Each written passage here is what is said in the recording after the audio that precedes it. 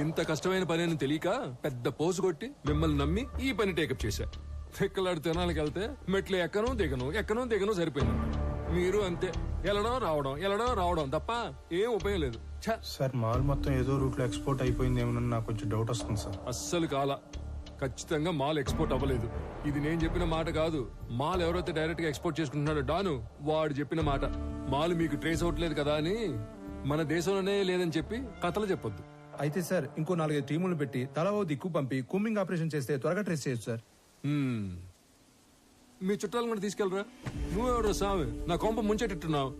ఎట్ట అంటే హడావుడి లేకుండా వెతకాలి. గవర్నమెంట్ కి ఏమాత్రం ఒప్పందినా చాలా డేంజర్.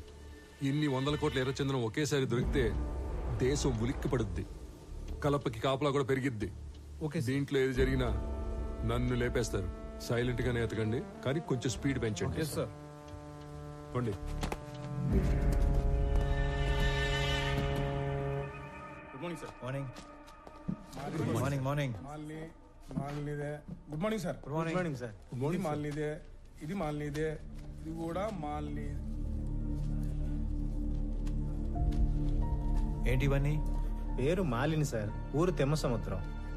ఆస్తి వారసత్వ బదిలీ కోసం అప్లికేషన్ పెట్టుకుంది. మనం దాన్ని రిజెక్ట్ చేశాం. దానికి నిరసనగా ఆవిడ ఉత్తరాలు రాస్తూ ఉంటుంది. బాగా బతికి చితికిన కుటుంబం అంట సార్. సరే కొత్తగా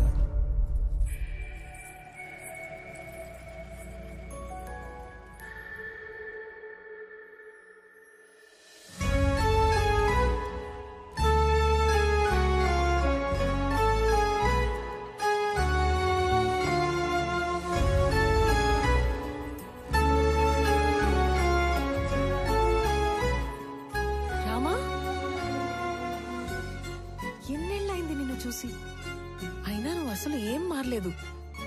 రా కూర్చో. పర్లేదు, ఇక్కడ కూర్చుంటాను.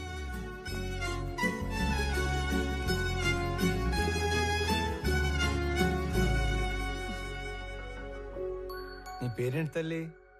రామలక్ష్మి.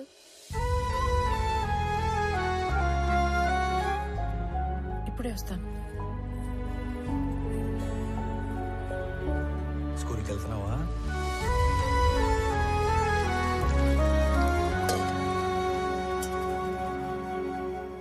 Good girl. తీసుకోరామా. ఇప్పుడు చెప్పు, మన ఊరికి ఎప్పుడు వచ్చావు? నీకు ఒక్కడే కొడుకు కదా? బుడ్డోడు ఎలా ఉన్నాడు? ఏంటి ఏం మాట్లాడావు?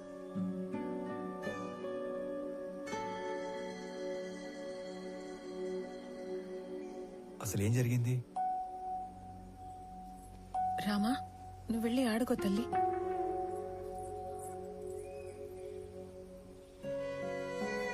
నా జీవితంలో జరిగిన చాలా మలుపుల్లో ఇది కూడా ఒకటి.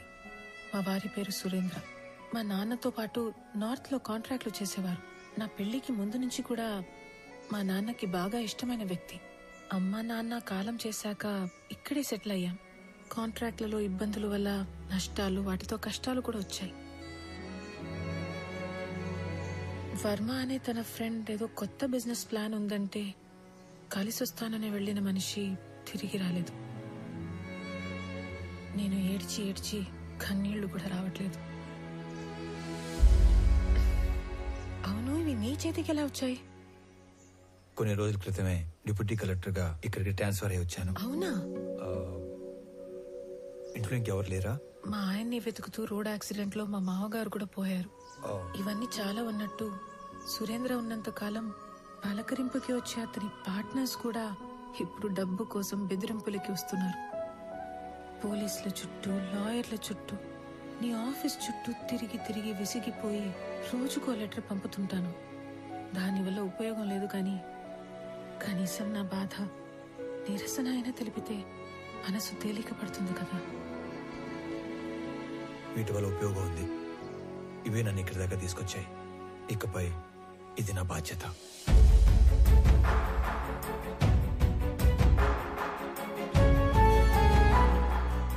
నా వల్ల ప్రేమలో ఓడిపోయినా ఆ బాధని లోపలే దిగమింగుకొని చిరునవ్వుతో వెళ్లిన రామ నాకు దూరమయ్యి దాదాపు 7 సంవత్సరాలయ్యింది. దిక్కుతోచని పరిస్థితుల్లో ఉన్న నన్ను వెతుక్కునొచ్చి భరోసా ఇచ్చి వెళ్తున్న రామాని చూస్తుంటే చాలా జ్ఞాపకాలు గుర్తుకొస్తున్నాయి. రామారావు, ఆ పేరు వినగానే గుడిలో గంట శబ్దం విన్నంత భరోసా వస్తుంది.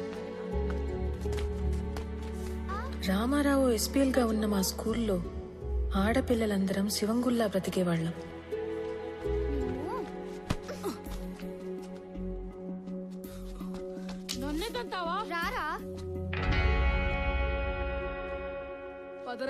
అదేంటో మొదటిసారి రామాని చూసిన రోజు నుంచి మాకేదో తెలియని బంధం ఉన్నట్లు అనిపించింది. రే అనంతు, చీమల్ని ఎందుకు చంపుతాండవరా? మాస్టర్ పాట మొదలు పెట్టినారు, లోపలి పో. కాలక్రమేణా మా అనే మాట పోయి మన అనే భావనతోనే బ్రతికేశాం. హిందీ లాంగ్వేజ్ అంటే ఏంటి? జాతీయ భాష, నేషనల్ లాంగ్వేజ్. మీకు తెలుగు రాకపోయినా పర్వాలేదురా, హిందీ రాకపోతే మీరెవ్వరూ దేనికి పనికిరారు. సార్, మాతృభాషతో పాటు పరభాష నేర్చుకోవడం తప్పు కాదు సార్. ఓహో, కానీ మాతృభాషను హేళన చేయకూడదు సార్. మ్మ్. హిందీ మన జాతీయ భాష కాదు సార్, అధికారిక భాష. ప్రతి విషయంలోనూ రామారావు శైలి, చూసే విధానం ప్రత్యేకంగా ఉంటాయి. రోజులు గడిచే కొద్దీ మా వయసుతో పాటు మా మధ్య ప్రేమ కూడా పెరిగింది.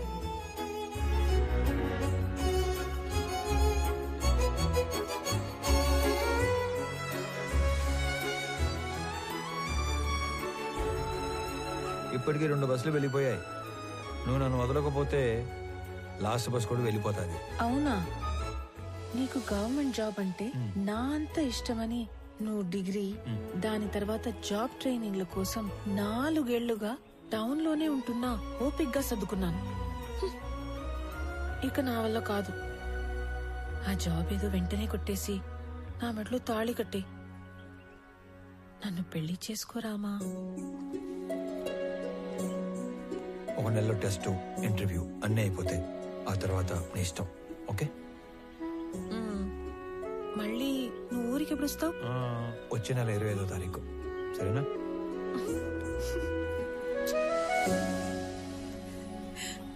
రామాతో పెళ్లి తర్వాత జీవితం గురించి చాలా కళ్ళు కన్నాను. ఏ చిన్న సమస్య వచ్చినా మాలో మేమే ఒకరికొకరం సాయం చేసుకునేవాళ్లం. అనుకున్నట్లే రామాకి ఉద్యోగం వచ్చింది. మా పెళ్లికి ఏ అడ్డంకి లేదు కదా, అంతా అనుకున్నట్లే జరుగుతోంది అని సంతోషంగా ఉన్న సమయంలో ఇటువైపు పద. ఇటు ఆడికి నాయనా? అయ్యర్లో ఇంటికి అడిగి. సరే, ఆడి నుంచి ఇంటికి పోదాం. అక్కడ చిన్న పని ఉంది, నువ్వు పద.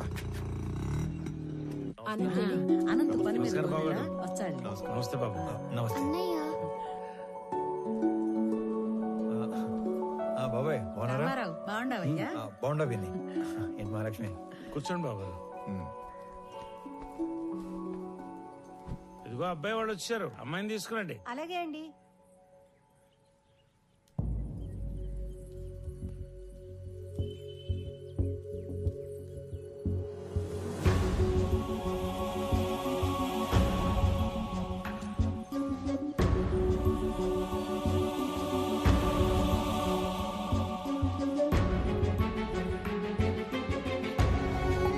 ఒక్కగానొక్క కూతురు, పేరు నందిని.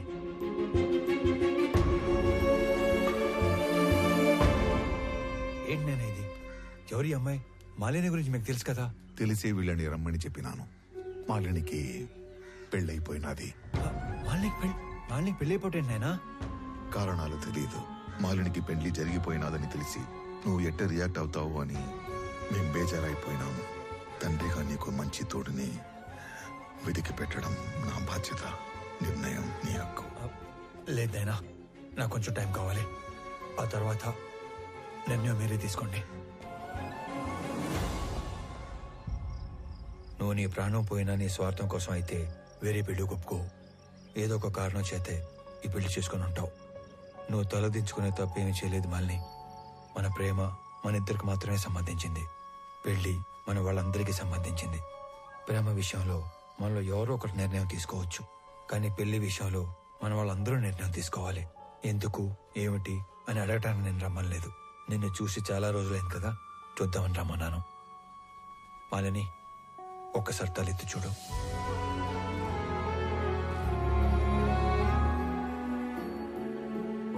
నీకు చెప్పకుండా పెళ్లి చేసుకున్నందుకు నీకు ఏ సమాధానం చెప్పుకోవాలని ఇన్ని రోజులు ఎంత మదన పడ్డానో తెలుసా. ఒక పసిపాపని కిందకి దించినంత తేలిగ్గా నా గుండెల మీద బరువు అంతా దించేశావు. మా నాన్న ఆయన పార్ట్నర్ కొడుకుతో పెళ్లి ఫిక్స్ చేసుకుని వచ్చి ఇంట్లో చెప్పినప్పుడు ఆయన మొహంలో నేను ఎప్పుడు చూడని ఒక ఆనందం చూశాను. ఆ పెళ్లి అప్పాలంటే నేను చేయాల్సిన ఒకే ఒక పని నీ పేరు చెప్పడం. ఆయన మాట పోవటానికి బాధకి కారణం నువ్వు కాకూడదని నీ పేరు చెప్పలేకపోయాను. అంతే, పెళ్లి జరిగిపోయింది.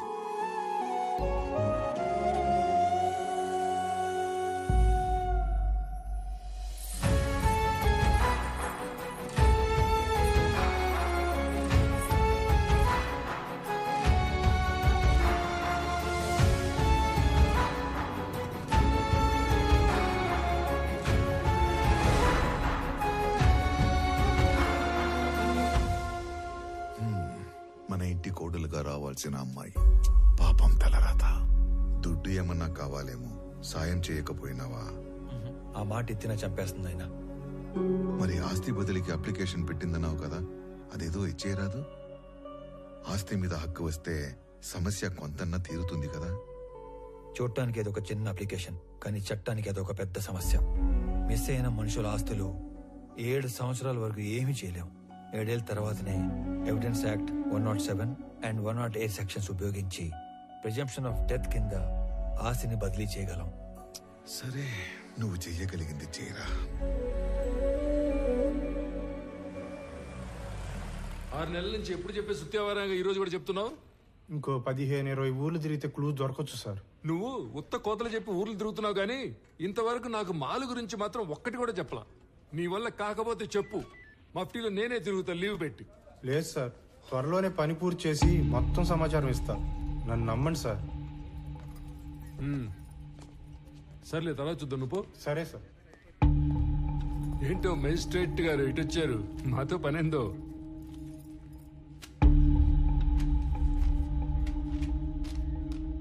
అరే, ఇది మిస్సింగ్ కేసు. మాయ్, నువ్వేనా మాలిని అంటే? అదే టన్నులు ఉత్తరాలు రాస్తుంటావు. ఇంకా ఈ కేసులో ఆచూకీలు ఏం దొరకలేదు, దొరకగానే చెప్తాను. ఇక పోండి. కంప్లైంట్ ఇచ్చి దాదాపు సంవత్సరం అయింది. ఎఫ్ఐఆర్ కూడా ఫైల్ చేసినట్లేదు. ఆ మనిషి ఏడో మిస్ అయ్యాడో ఆడికి పోయి కంప్లైంట్ చేయండి, ఫైల్ చేస్తారు ఎఫ్ఐఆర్. జ్యూరిస్డిక్షన్ తో సంబంధం లేకుండా ఎఫ్ఐఆర్ ఫైల్ చేయటం మీ బాధ్యత. సరే, ఎఫ్ఐఆర్ ఫైల్ చేయలేదు. ఇచ్చిన కంప్లైంట్ మీద ఏం ప్రోగ్రెస్ సాధించారు? హలో, ఏందమ్మా సాధించేదా? ఏంది ప్రోగ్రెస్లు, అటెండెన్స్లు నేను నా పైనకే చెప్పను. ఓ అడగడానికి వచ్చాడు పెద్ద. సరే, మేమేం ప్రోగ్రెస్ చేయలేదు అనుకుందాం. అనుకుందాం మాట వరుసకి. ఆ తప్పైనాడు పెళ్ళం, సొంత వాళ్ళు కూడా ఎత్తుకుంటారు కదా, మరి వాళ్ళేం ప్రోగ్రెస్ సాధించారు? పెద్దానికి పెద్దోడు పోలీస్ స్టేషన్ పట్టమే, తలుపులు బార్లు తెరుచున్నాయని. అయినా ఇందులో మీకు అంత ఇంట్రెస్ట్ ఏందో? మాయ్, నువ్వే తప్పుగా అనుకోగాక. అనుకోలే. ఆమెకి తోడుగా నేను ఇక్కడికి రిక్వెస్ట్ చేయడానికి రాలేదు. ఒక సబ్ డివిజన్ మ్యాజిస్ట్రేట్ గా నా పరిధిలో ఉన్న ఒక పౌరుడు మిస్ అయ్యాడు, దాని గురించి ఎంక్వైరీ చేయడానికి వచ్చాను.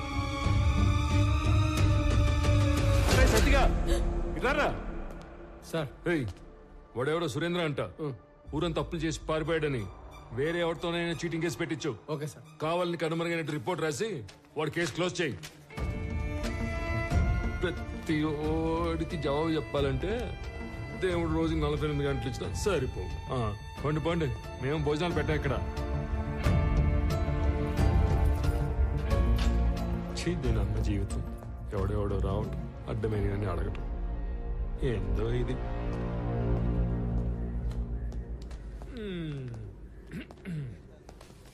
శ్రీకాకుళంలో వీడేసిన ఎక్స్ట్రాలకి సబ్ కలెక్టర్ రేంజ్ నుంచి డిమోట్ చేసి టెంపరీ పోస్టులు వేసారు. ఏదో పెద్ద హోమ్ మినిస్టర్లా వివరాలు అడుగుతున్నాడు బాబు. అదేదో మనం ఓరకనే కూర్చొని ఆలోచన చెప్పుకుంటున్నట్టు కటింగ్ ఇస్తున్నాడు. ఏంది సార్? మళ్ళీ వచ్చావేంది? ఏదో రాంగ్ కేసు పెట్టి కేసు క్లోజ్ చేద్దాం అనుకుంటున్నావేమో. చీటింగ్ కేసు కాదు ఇది, మిస్సింగ్ కేసు అని నేనే ట్రేస్ చేసి అఫీషియల్ గా నీ చేతే ఇన్వెస్టిగేట్ చేయిస్తా. నువ్వు ఈ స్టేషన్ లో ఛార్జ్ తీసుకున్న తర్వాత 2 లాకప్ డెత్లు జరిగాయి. నిన్ను ఎంక్వైరీ పేరుతో 3 పూట్ల నా ఆఫీస్ చుట్టూ తిప్పి 3 ఏళ్ళు ఇంట్లో కూర్చోబెడతాను. ఆ? ఆ, ఆహా. ఒరే ఆ టక్కోడు వెళ్ళాడో లేదో చూడండి రా. అమ్మా నా వల్ల కావట్లేదురా. వీడెవడరా సామె కనపడిన ప్రతిసారి ఏదో కొత్త రూల్ చెప్పి వాయించి వదులుతున్నాడు.